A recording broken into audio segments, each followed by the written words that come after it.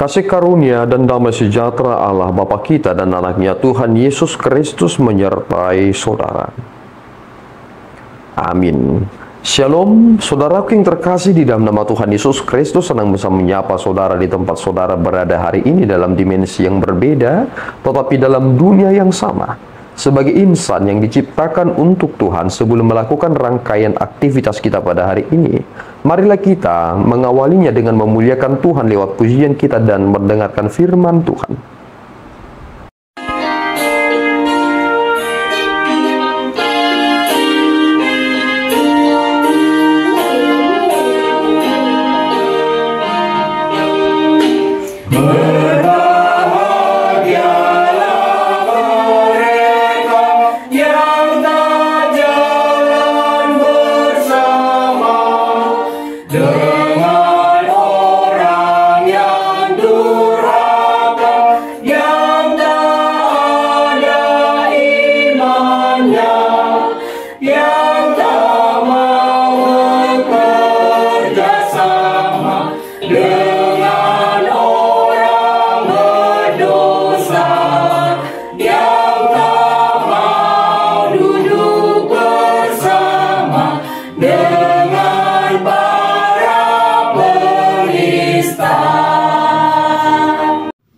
Inilah firman Tuhan yang diambil dari Efesus 5 ayat 7. Demikianlah firman Tuhan, sebab itu janganlah kamu berkawan dengan mereka.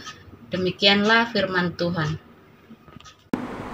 Saudaraku yang terkasih di dalam nama Tuhan Yesus Kristus, tentu Paulus juga pernah mengatakan bahwa kebiasaan yang baik bisa menjadi rusak karena pergaulan yang buruk. Ada hal yang akan mempengaruhi kita. Nampaknya kita sudah menjadi pribadi yang baik, tetapi akan ada hal yang di luar kendali kita yang ingin mempengaruhi kita. Dan itulah yang disebut dengan pergaulan. Kita harus berhati-hati ketika kita bergaul. Kita memang boleh bergaul kepada siapa saja, tetapi persoalannya, apakah kita akan tetap konsisten seperti Yesus Kristus? Orang-orang Farisi ketika melihat Yesus Kristus duduk bersama dengan para pemungut cukai, mereka langsung memikirkan sesuatu hal yang buruk. Mereka menyimpulkan bahwa Yesus itu adalah pendosa karena duduk bersama dengan pendosa. Ada orientasi yang berbeda di sana. Yesus Kristus datang menghampiri mereka untuk menyelamatkan mereka. Tetapi ada orang yang memang tidak mau duduk bersama dengan mereka hanya supaya dia tidak disebut sebagai orang yang berdosa. Saudaraku yang terkasih, Paulus mengatakan bahwasanya kita harus hidup sebagai anak-anak terang.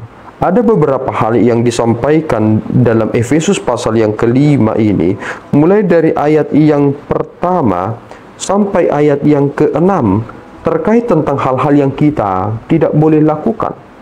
Ada yang dikatakan di sini pada ayat yang keempat, perkataan yang kotor, yang kosong atau sembrono. Hal-hal ini tidak pantas, tetapi sebaliknya ucapkanlah syukur. Kita melihat bahwasanya di zaman kita sekarang ini, orang sering sekali memplesetkan sesuatu hal yang nampaknya lucu, tetapi merupakan kata-kata kotor. Padahal dalam teks ini kita semakin menyadari suatu hal. Oh, ternyata kita akan dibawa kepada suasana hati. Dan di sanalah kita harus bertarung dengan diri kita sendiri. Kita mungkin menganggap bahwa itu adalah sesuatu hal yang lumrah, tetapi kita lupa bahwa kita juga sedang dibawa kepada perhambaan oleh si iblis itu. Perkataan kotor, tentu kita mengetahui apa maksudnya. Dan perkataan sembrono ternyata itu juga adalah bagian dari kurangnya intelektual. Kita sudah menjadi anak-anak terang, tentu kita harus mampu menguasai diri kita.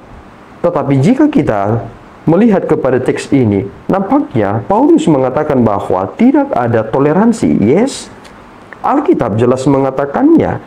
Terkait tentang perbedaan kita harus menerima satu sama lain. Tetapi terkait tentang iman percaya, sikap hidup, kita tidak boleh mentolerir itu. Apalagi kita bisa berkompromi dengan hal-hal tersebut. Persoalannya, Banyak orang belakangan ini hanya atas nama toleransi, mereka menjadi orang-orang yang berkompromi dengan dosa. Ini menjadi penegasan yang penting. Jika aku tahu aku akan menjadi gagal dan rusak jika aku bergaul dengannya, mengapa kita tidak menghindari? Ada orang yang mengatakan, tidak enak jika aku meninggalkannya. Kita menjadi korban perasaan. Tetapi ketika kita hancur, apakah dia akan menolong kita? Malahan, dia mungkin akan berkata dengan begitu bangganya, sosok yang polos ini telah rusak oleh karena aku. Dan hanya aku yang bisa membuat dia menjadi rusak. Kita tidak bisa kembali lagi, karena kita telah dirusak oleh dia yang ternyata telah dipakai oleh si jahat itu untuk membuat kita tidak lagi berada di dalam terang, supaya kita tetap berada di dalam gelap. Kita harus berhati-hati, saudaraku, terkait tentang apa yang disampaikan dalam teks kita hari ini. Milikilah sahabat-sahabat yang memiliki iman yang benar-benar kokoh dan tangguh. Milikilah sahabat-sahabat yang memiliki pemikiran-pemikiran yang brilian, yang sungguh mencintai Tuhan, takut akan Tuhan, sangat menghormati sesamanya manusia. Karena jika saudara bergaul dengan mereka, saudara akan dipengaruhi dengan hal-hal yang baik. Tuhan Yesus memberkati. Kita berdoa. Tuhan, kami bersyukur atas berkat-Mu. Engkau mengingatkan kami lewat hamba-Mu Paulus, supaya kami memperhatikan terkait juga pergaulan kami. Sehingga lewat pergaulan itu kami tidak dapat dipengaruhi.